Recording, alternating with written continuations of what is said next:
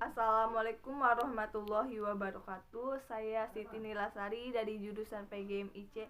Saya akan presentasi tentang peranan dan makna ideologi sebagai bangsa dan negara.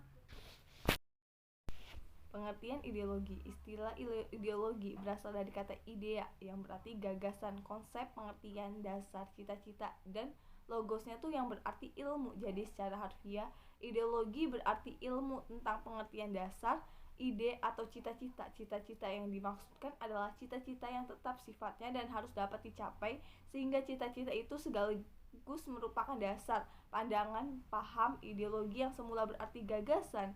Jadi cita-cita itu berkembang menjadi suatu paham mengenai seperangkat nilai atau pemikiran yang oleh seseorang atau sekelompok orang menjadi suatu pegangan. Beberapa pengertian ideologi menurut A. Yes and Horley mengatakan bahwa ideologi adalah seperangkat gagasan yang membentuk landasan teori ekonomi dan politik atau yang dipegangi oleh seseorang atau sekelompok orang. Menurut Soeharto menyatakan bahwa secara umum ideologi sebagai kumpulan gagasan, ide, keyakinan, kepercayaan yang menyeluruh dan sistematis yang menyangkut bidang politik, sosial, kebudayaan, dan agama. Menurut Gunawan Setiarjo, merumuskan ideologi sebagai seperangkat ide asasi tentang manusia dan seluruh realitas yang dijadikan pedoman cita-cita hidup. Menurut Franz Magnus Sesono, mengatakan bahwanya ideologi sebagai suatu sistem pemikiran yang dapat dibedakan menjadi ideologi tertutup dan ideologi terbuka. Ada ideologi tertutup dan ideologi terbuka. Ideologi tertutup merupakan suatu sistem pemikiran tertutup. Ciri-cirinya tuh merupakan cita-cita suatu kelompok orang untuk mengubah dan memperbarui masyarakat atas nama ideologi. Dibenarkan pengorbanan yang dibebankan kepada masyarakat. Isinya bukan hanya nilai-nilai dan cita-cita tertentu, melainkan terdiri dari tuntunan konkret dan operasional yang keras yang diajukan dengan mutlak.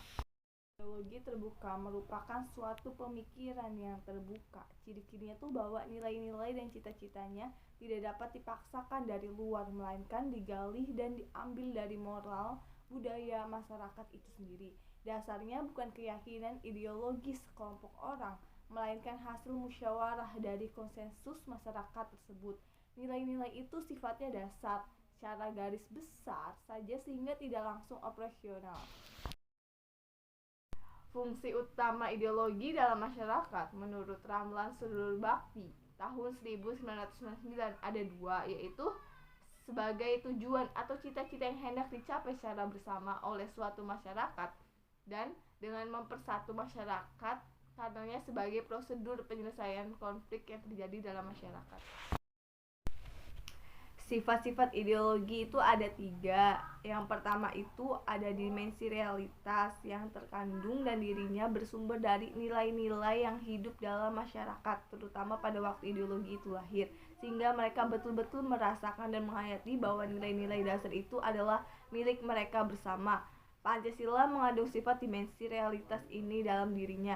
Yang kedua itu ada dimensi idealisme. Ideologi ini mengandung cita-cita yang ingin dicapai dalam berbagai bidang kehidupan bermasyarakat, berbangsa, dan bernegara. Pancasila bukan saja memenuhi dimensi idealisme ini, tetapi juga berkaitan dengan dimensi realitas. Yang ketiga itu ada dimensi fleksibilitas. Ideologi ini memberikan penyegaran, pemeliharaan, memperkuat referensi dan dari waktu ke waktu, sehingga bersifat dinamis demokratis. Pancasila memiliki dimensi fleksibilitas karena memelihara, memperkuat referensinya dari masa ke masa.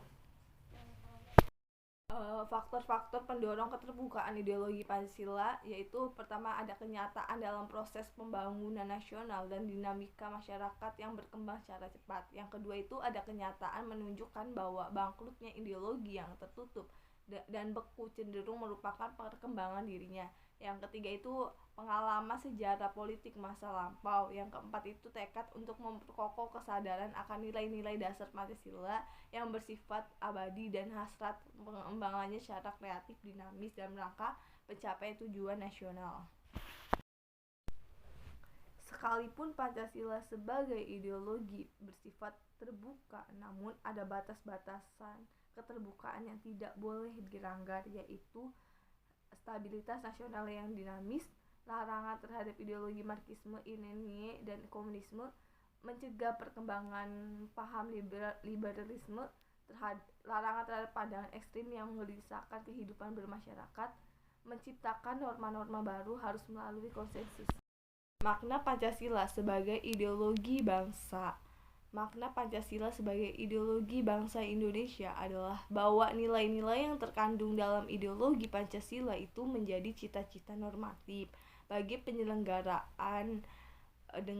Dengan kata lain, visi atau arah dari penyelenggaraan kehidupan berbangsa dan bernegara Indonesia adalah terwujudnya kehidupan yang berketuhanan, yang berkemanusiaan, yang berpersatuan, yang berkerakyatan dan berkeadilan. Pancasila sebagai ideologi nasional, selain berfungsi sebagai cita-cita normatif penyelenggaraan bernegara, nilai-nilai yang terkandung dalam Pancasila merupakan nilai yang disepakati bersama.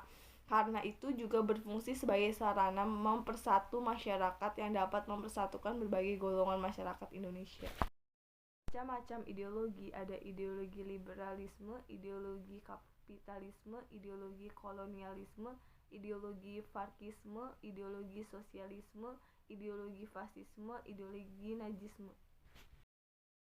Liberalisme adalah suatu ideologi dan pandangan falsafat serta tradisi politik yang mendasar pada kebebasan dan kesamaan hak. Contohnya tuh, secara umum liberalisme mencita-citakan akan suatu masyarakat yang bebas dicirikan oleh kebebasan berpikir bagi para individu. Ideologi kapitalisme adalah ideologi yang meyakini bahwa modal milik perorangan ataupun sekelompok orang dalam masyarakat bisa berwujudkan kesejahteraan manusia dalam penerapannya, dan sistem ekonomi setiap warga negara dimungkinkan untuk menguasai modal dan bisnis dengan tujuan mendapatkan keuntungan. Yang ketiga itu ada ideologi sosialisme. Menurutnya, sosialisme merupakan suatu teori dan politik yang memfokuskan pentingnya peranan pemerintah dalam menguasai alat-alat produksi dan distribusi barang. Pengertian sosialisme menurut Sultan Syahrir adalah suatu gerakan untuk mencari keadilan di dalam sebuah tatanan kemasyarakatan. Yang keempat itu ada ideologi fasisme, adalah paham yang berdasarkan prinsip kepemimpinan dengan otoritas yang mutlak atau absolut, di mana perintah pemimpin dan kepatuhan berlaku tanpa pengecualian, menjadi sangat penting dalam ideologi fasisme, karena ideologi ini selalu membayangkan adanya musuh sehingga pemimpin dan militer harus kuat menjaga negara. Yang kelima itu ada ideologi nazisme atau secara resmi nasional sosialisme, merujuk pada sebuah ideologi totalitarian partai nazisme di bawah kepemimpinan Adolf Hitler. Kata ini juga merujuk pada kebijakan yang dianut oleh pemerintah Jerman pada tahun 1933 sampai 1945, sebuah periode yang kemudian dikenal sebagai Jerman Nazi atau Reich ketiga. Jadi kesimpulannya, Pancasila sebagai dasar negara mencerminkan kepribadian bangsa Indonesia, karena setiap sila Pancasila dirumuskan sesuai dengan sendi-sendi kehidupan bangsa Indonesia, sehingga berlaku secara universal. Nilai-nilai luhur yang terkandung dalam Pancasila menjiwai seluruh kehidupan bangsa Indonesia, sehingga Pancasila selayaknya dijadikan pedoman dan pandangan hidup untuk mencapai tujuan negara sesuai yang terkandung dalam pembukaan Undang-Undang 1945. Apabila nilai-nilai Pancasila diamalkan oleh seluruh warga negara Indonesia, maka tidak mustahil cita-cita negara Indonesia, yaitu mewujudkan masyarakat Indonesia yang adil dan makmur berdasarkan Pancasila dan Undang-Undang 1945 akan terwujud. Sekian presentasi dari saya, Siti Nirasari, tentang makna dan peranan ideologi Pancasila sebagai bangsa dan negara. Wassalamualaikum warahmatullahi wabarakatuh. Terima kasih.